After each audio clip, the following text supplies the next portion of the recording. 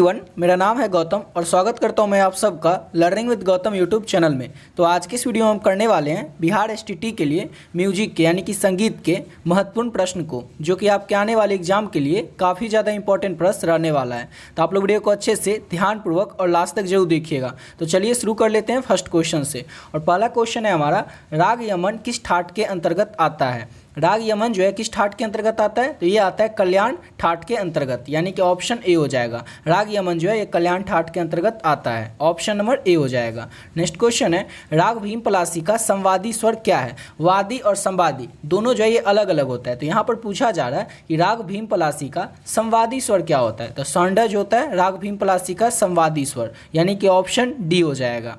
Next question है, राग भैरव का वादी स्वर क्या है। राग भैरव जो है इसका वादी स्वर क्या होता है, तो ध होता है राग भैरव का वादी स्वर। यहाँ पर वादी पूछा जा रहा है, संवादी नहीं पूछा जा रहा है, क्योंकि वादी और संवादी में बार बार आप कंफ्यूज हो जाते हैं, इसलिए याद रखिएगा वादी अलग होता है और संवादी अलग होता है। जैसे यहाँ पर पूछा जा रहा है राग भैरव का वादी स्वर, तो राग भैरव का वादी स्वर क्या होता है, तो ध होता है। और ऊपर का क्वेश्चन क्या था, राग भीम पलासी का संवादी स्वर, तो षड्ज होता है। नेक्स्ट क्वेश्चन करते हैं। और अगला क्वेश्चन है हमारा, ख्याल के कितने प्रकार हैं। ख्याल जो है ये कितने प्रकार का होता है, तो ख्याल कितने होता है, दो प्रकार का, ऑप्शन इसका ए हो जाएगा। सिंपल सा क्वेश्चन था, ख्याल कितने प्रकार का होता है, तो दो प्रकार का होता है। अगला क्वेश्चन है, श्रुतियाँ कितनी होती हैं, 12, 15, 20 या 22। तो श्रुतियाँ कितनी होती हैं, तो श्रुतियाँ याद रखिएगा 22 होती है। कितनी होती है, तो 22 होती है श्रुतियाँ, ऑप्शन नंबर डी हो जाएगा। नेक्स्ट क्वेश्चन है, संपूर्ण जाति में कितने स्वर लगते हैं। संपूर्ण जाति में कितने स्वर लगते हैं, तो 7 स्वर लगते हैं संपूर्ण जाति में, यानी कि ऑप्शन नंबर इसका सी हो जाएगा। नेक्स्ट क्वेश्चन करते हैं। और अगला क्वेश्चन है हमारा, राग यमन किस ठाट के अंतर्गत आता है। राग यमन जो है किस ठाट के अंतर्गत आता है, तो राग यमन कल्याण ठाट के अंतर्गत आता है, यानी कि ऑप्शन इसका ए हो जाएगा। नेक्स्ट क्वेश्चन है हमारा, राग मलकौस की जाति क्या है। राग मलकौस जो है किस जाति का है, तो राग मलकौस जो है ये औंडव जाति का है, यानी कि ऑप्शन इसका ए हो जाएगा। सिंपल सा क्वेश्चन है कि राग मलकौस की जाति क्या है, तो औंडव जाति का है राग मलकौस, यानी कि ऑप्शन इसका ए हो जाएगा।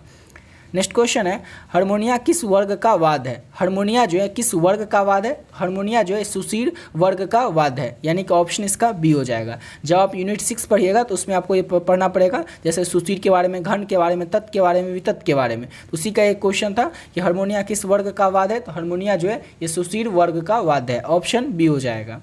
नेक्स्ट क्वेश्चन है, उस्ताद बिस्मिल्लाह खां कौन सा वाद्य यंत्र बजाते थे। इसका आंसर सबको ऑलरेडी पहले से ही पता होगा। उस्ताद बिस्मिल्लाह खां जो थे वो शहनाई वादन करते थे, शहनाई बजाते थे, ऑप्शन डी हो जाएगा।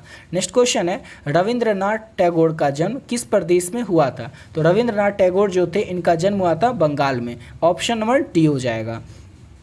अगला क्वेश्चन है, नाद के कितने प्रकार हैं। नाद जो है कितने प्रकार का होता है, तो नाद 2 ही प्रकार का होता है, यानी कि ऑप्शन इसका बी हो जाएगा। अगला क्वेश्चन है हमारा, दादरा ताल की खाली किस मात्रा पर होती है। दादरा ताल की जो खाली होती है वो किस मात्रा पर होती है, तो ये होती है चौथी मात्रा पर, यानी कि ऑप्शन इसका ए हो जाएगा। दादरा ताल की जो खाली है ये चौथी मात्रा पर होती है।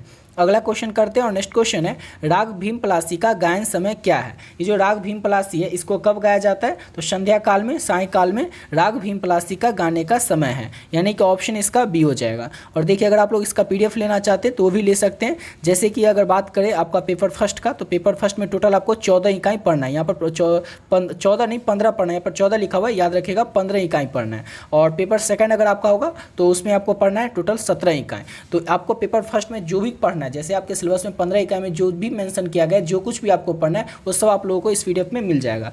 तो इसी तरह से सेम पेपर 2 में आपको जो भी पढ़ना है 17 इकाई के अंतर्गत वो सब आपको इसमें मिल जाएगा। उसके बाद जब आप जैसे थ्योरी का पोर्शन पूरा कंप्लीट कर लेते हैं, इसमें पूरा थ्योरी का पोर्शन है, 60 से 65 पेज का ये PDF है, इसको अच्छे से अगर कंप्लीट कर लेते हैं तो आपका जो 50 to 60% सिलेबस है वो यहीं से कवर हो जाएगा इसी PDF से। उसके बाद जब आप ये कर लेते हैं थ्योरी पोर्शन, उसके बाद आपको चाहिए प्रैक्टिस के लिए क्वेश्चन, तो प्रैक्टिस के लिए क्वेश्चन यहाँ से मिलेगा सेकंड PDF में। टोटल आपको 4 PDF मिलेगा उसमें। तो इसमें आपको 500 प्लस ऑब्जेक्टिव क्वेश्चन मिलेगा। इस 500 प्लस ऑब्जेक्टिव क्वेश्चन को कर लेते हैं तो आपका प्रैक्टिस क्वेश्चन भी हो जाएगा, यानी कि आप थ्योरी का पोर्शन कंप्लीट कर लिए, प्रैक्टिस कर लिए क्वेश्चन का। उसके बाद अब बात आता है म्यूजिक का प्रीवियस ईयर क्वेश्चन, यानी कि सबसे ज़्यादा इंपॉर्टेंट किसी एग्जाम को क्रैक करने का होता है, कोई भी जो होता है मेन चीज़ वो क्या होता है, तो PYQ प्रीवियस ईयर क्वेश्चन, यानी कि पिछला साल में उस एग्जाम में किस तरह के क्वेश्चन पूछे जा रहे हैं, चाहे BPSC में हो, चाहे अन्य राज्य के एग्जाम जो होता है उसमें हो, या फिर जो आपका STT का एग्जाम होगा उसमें हो। तो जो भी क्वेश्चन क्वेश्चन प्रीवियस ईयर में पूछे गए वो आपको इसमें मिल जाएगा। उसके बाद वाद्य यंत्र और उनके वादक से संबंधित जो प्रश्न है 112 प्रश्न वो इस पीडीएफ में मिल जाएगा। जैसे ऊपर देखिए क्वेश्चन था कि उस्ताद बिस्मिल्लाह खां कौन सा वाद्य यंत्र बजाते थे, इस तरह के जो क्वेश्चन होते हैं इसको कहा जाता है वाद्य यंत्र और उनके वादक से संबंधित प्रश्न, जो कि 112 है। और इतना कर लेते हैं तो आपके 8 से 10 नंबर इसी पीडीएफ से फिक्स हो जाएगा। कैसे? क्योंकि आपके एग्जाम में मिनिमम जो है 8 से लेकर के 10 क्वेश्चन और मैक्सिमम 12 से 15 क्वेश्चन वाद्य यंत्र और उनके वादक से संबंधित पूछे जाएंगे। और इसको कर लेते हैं तो आपका जो ये 10 से 15 नंबर है इसी से फिक्स हो जाएगा। तो इस तरह से इसको ले सकते हैं और इसमें टोटल आपको 4 पीडीएफ मिलेगा। चारों को अच्छे से कर लेते हैं तो आपका जो 80 से 75% तक सिलेबस होगा इसी से कवर हो जाएगा। क्योंकि इसमें जो है ना सब कुछ आपको मिल जाएगा, थ्योरी का पोर्शन, प्रीवियस ईयर क्वेश्चन, उसका प्रैक्टिस के लिए क्वेश्चन। लेना किस तरह से, तो ये देखिए ओनली 30 रुपये 30 रुपये इस नंबर पे पे करना है 7903820899 पे, ये इस नंबर पे, और इसका स्क्रीनशॉट लेकर के इसी नंबर के व्हाट्सएप पे भेज देना और एक मैसेज कर देना पेपर फर्स्ट या सेकंड जो भी हो, और आपको जो इसका पीडीएफ है वो मिल जाएगा। ठीक है, अब आते हैं अपने क्वेश्चन पे। और नेक्स्ट क्वेश्चन था हमारा, झप ताल में कितने विभाग होते हैं। झप ताल जो होता है इसमें कितने विभाग होते हैं, विभागों की संख्या तो 4 होते हैं। झप ताल में विभागों की संख्या, ऑप्शन सी हो जाएगा। नेक्स्ट क्वेश्चन है ये तो देख ही लेते, रविन्द्रनाथ ठाकुर का जन्म कहाँ हुआ था, तो बंगाल में।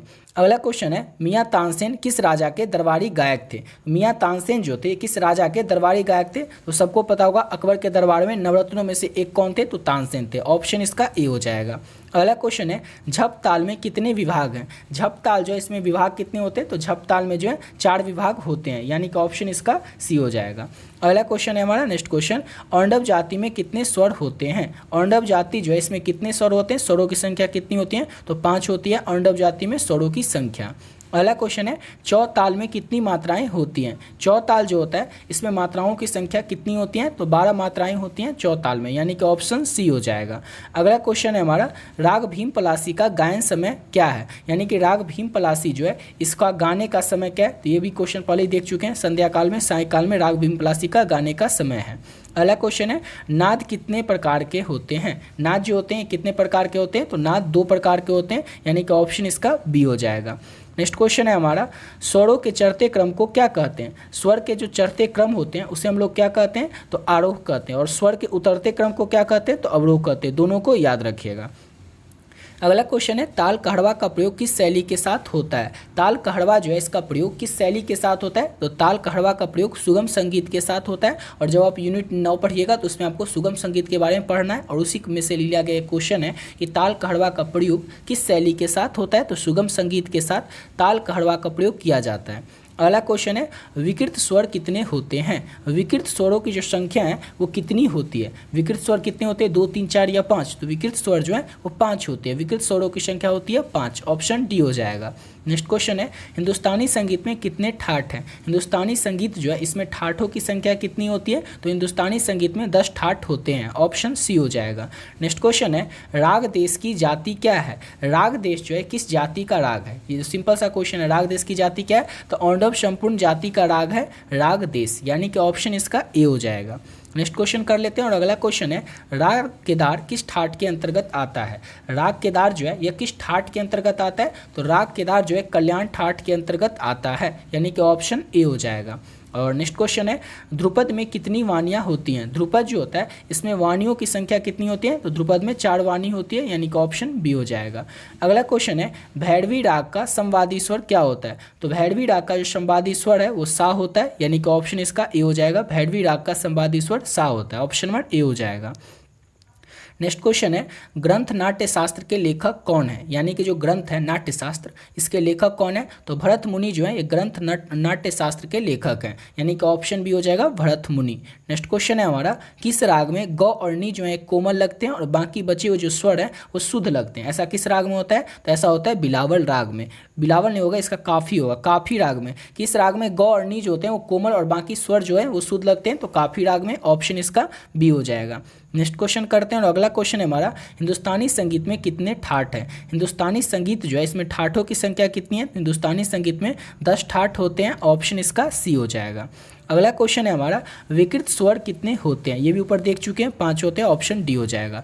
और लास्ट क्वेश्चन है हमारा ध्रुपद में कितनी वाणियाँ हैं। ध्रुपद में ये भी देख चुके हैं, ध्रुपद में 4 वाणियाँ, ऑप्शन बी हो जाएगा। इसी के साथ वीडियो पे कंप्लीट करते हैं। आशा करता हूँ आप लोग को वीडियो अच्छा लगा होगा। मिलते हैं नेक्स्ट वीडियो में नए वीडियो के साथ।